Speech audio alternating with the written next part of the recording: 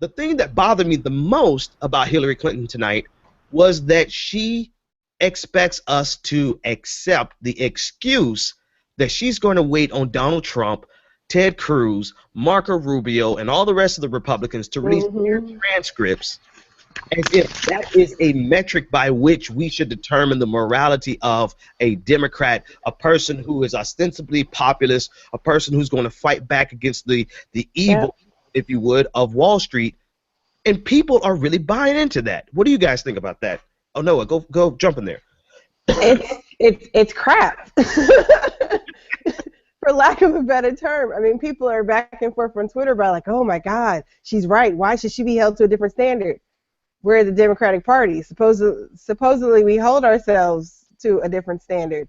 I mean, why are we waiting for Rubio or whoever else to do something when we're on our side? We're supposedly the side that's taking a stand against Wall Street, against the spending issues, against, campaign finance reform. We're the ones supposedly saying we're going to do it, so why would we wait for Republicans to do it? And Bernie was so funny. He's like, here it goes, Chris. Poof. There's nothing.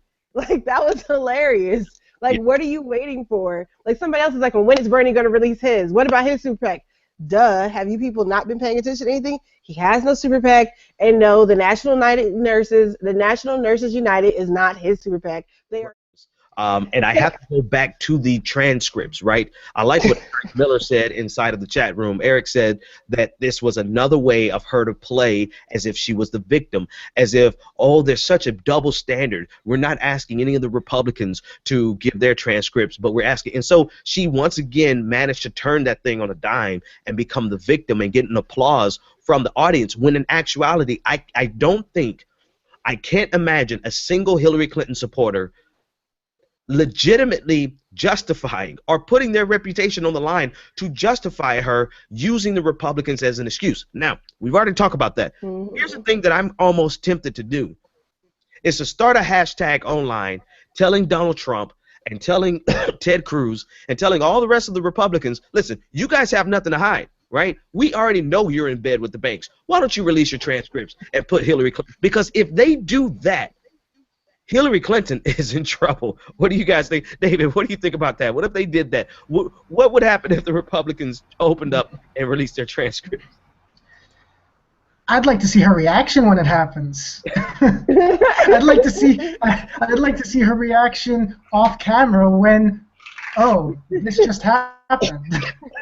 But because she knows it won't. Right. That goes to the crux. I mean, but why wouldn't it, right? Who actually even has transcripts potentially? Like, who actually has really made any money besides like her, Jeb? I don't think that's been explored enough, or at least I'm not aware of where. I think that'd be interesting to find out. That would be interesting to find out, like, if anybody else is even still in her same ballpark.